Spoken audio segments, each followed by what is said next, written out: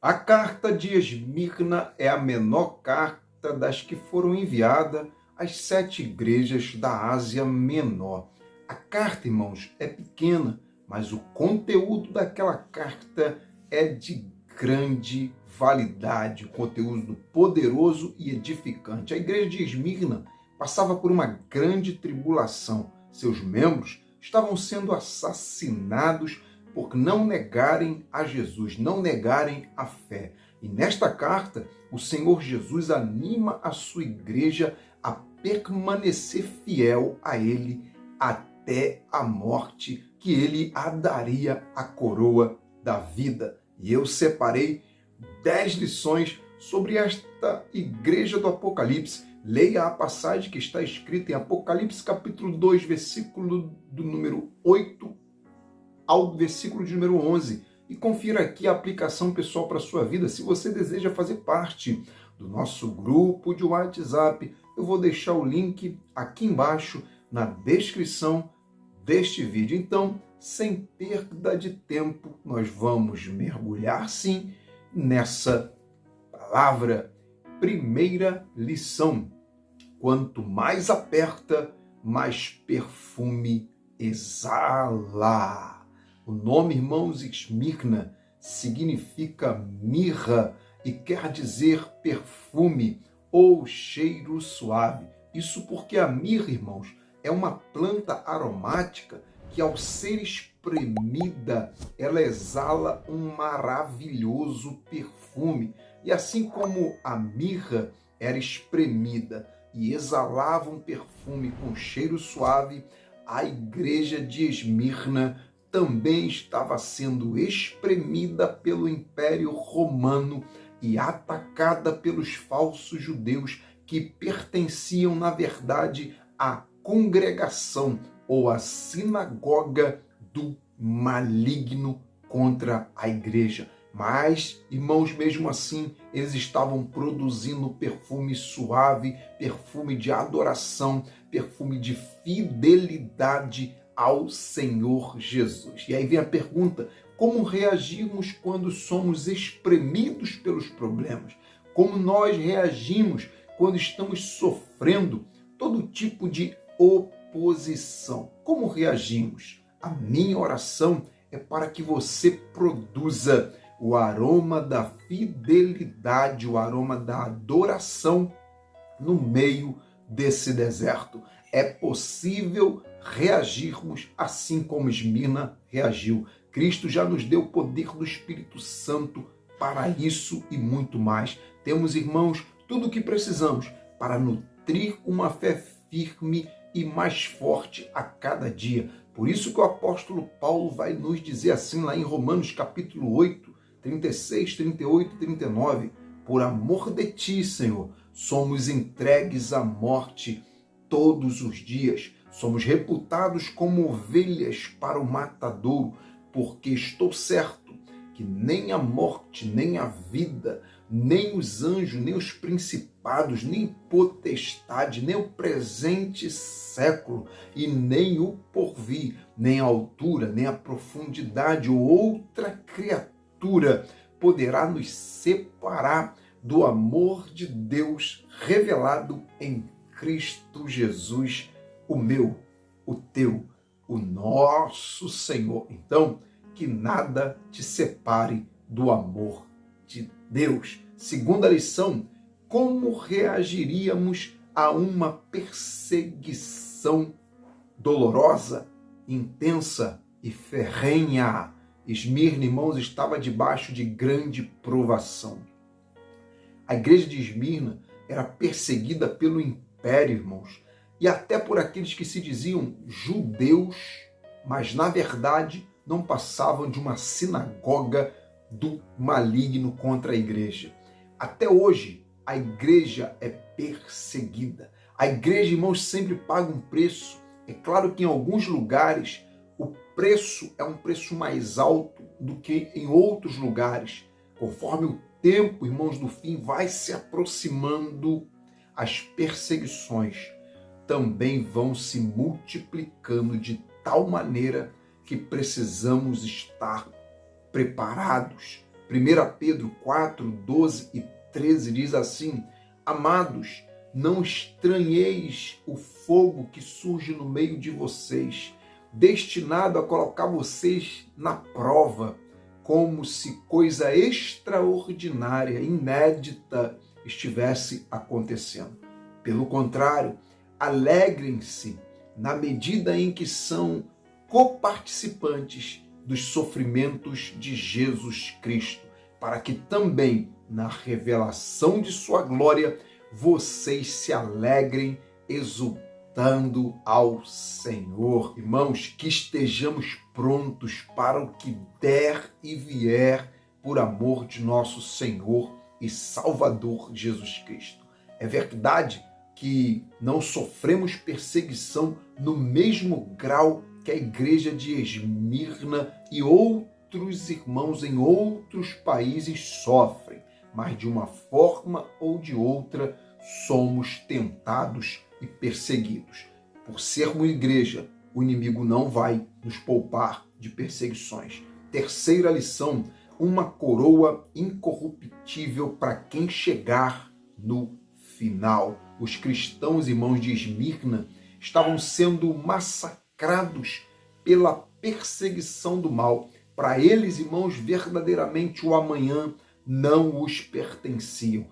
A história diz que mais de 1.200 cristãos foram arremessados, precipitados de uma só vez de um penhasco. E na segunda leva, uma segunda investida, mais de 800 cristãos também foram precipitados de uma montanha. O homem de Deus, que era o pastor da igreja de Esmirna, segundo a história diz que era Policarpo, um dos pais da igreja primitiva, era pastor na igreja primitiva e por não aceitar César como Senhor e Deus, ele foi preso e martirizado no estádio dos Jogos Atléticos. Nesse mesmo estádio, irmãos, os atletas disputavam uma coroa perecível de louros, mas Jesus prometeu uma coroa, uma recompensa, um galardão incorruptível. Somente 3 atletas costumavam ganhar coroas e troféus,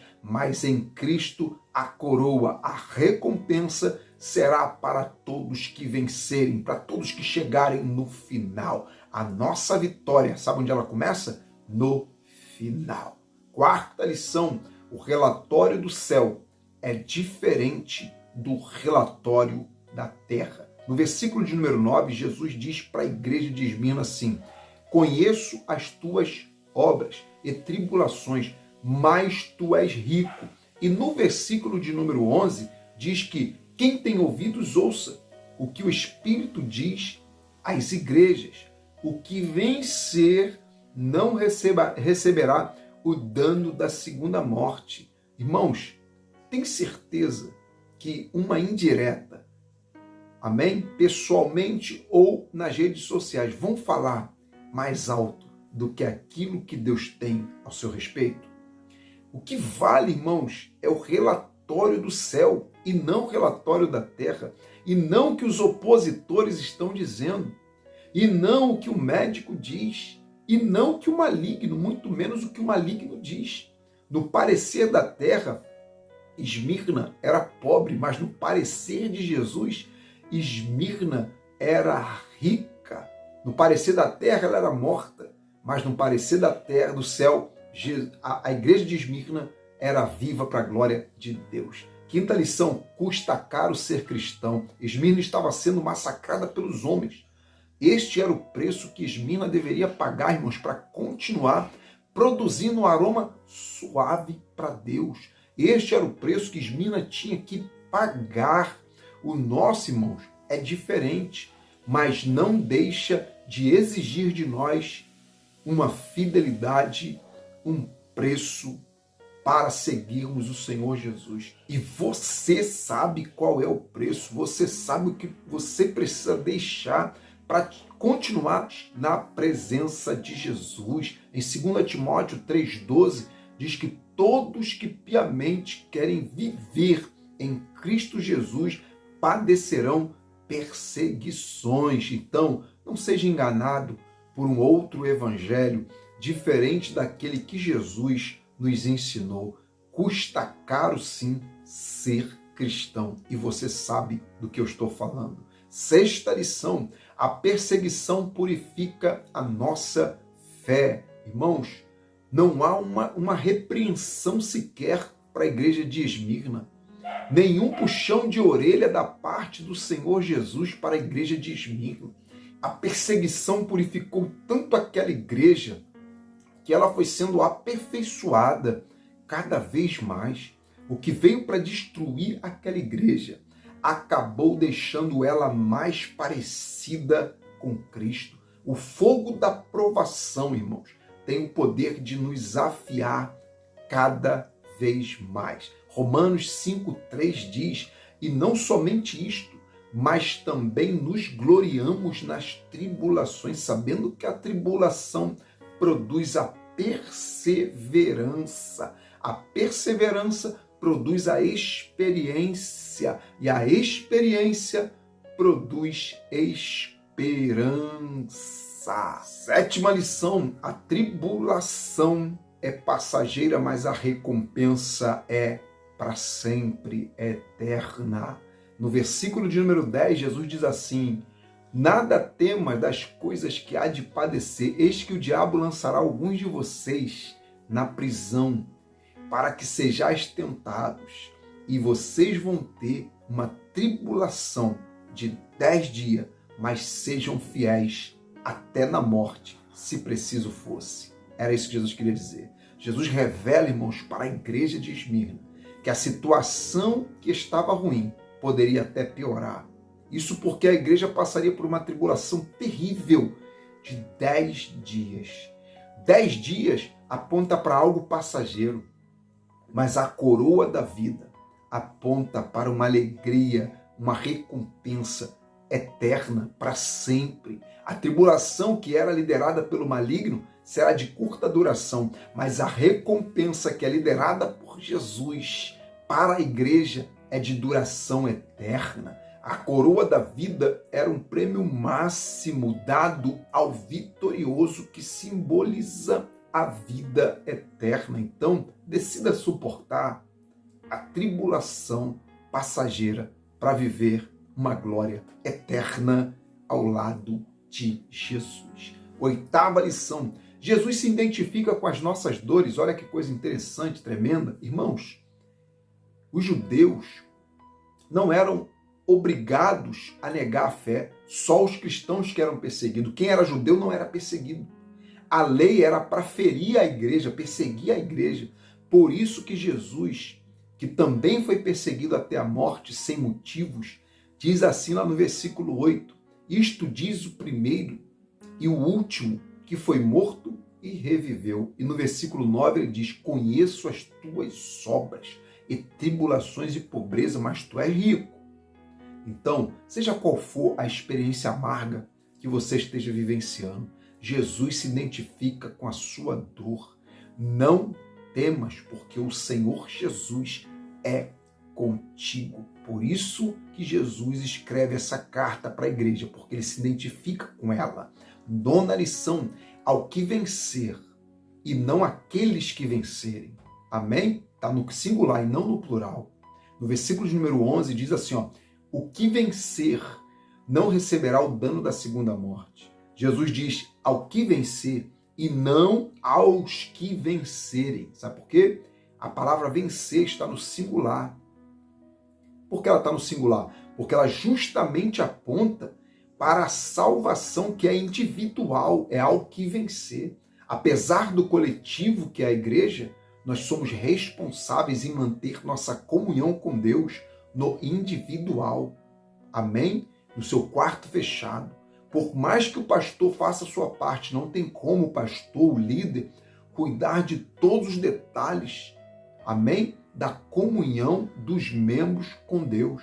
Por isso que foi dito para Ló, antes de Ló sair de Sodoma e Gomorra: Ló, a salvação individual, era como se fosse isso, ó, escapa-te por sua, e não a vida de todo mundo. Não tem como escapar pela vida de todo mundo. A vida é sua. Então, aquele que vencer será unido nos céus aos outros que também vencerem, formando a noiva do Cordeiro, que é a reunião de todos que venceram. 10ª lição: para a igreja a morte está morta. No versículo 11, Jesus deixa a melhor notícia, irmãos, para o final.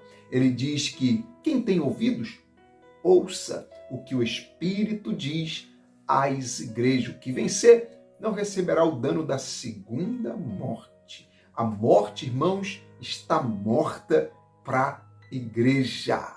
A morte sempre foi um dos piores inimigos do homem.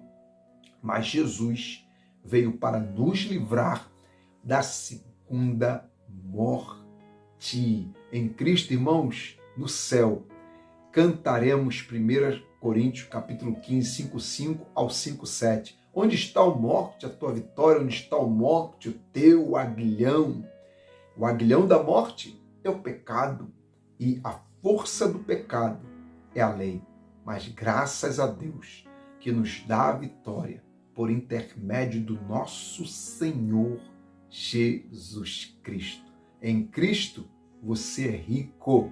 Em Cristo a morte está morta, porque o dono da igreja venceu todos os inimigos da igreja. Que Deus continue te abençoando. Deixe o seu comentário, compartilhe essa mensagem e diga o que você achou desta segunda carta das igrejas do Apocalipse. Que Deus muito te abençoe.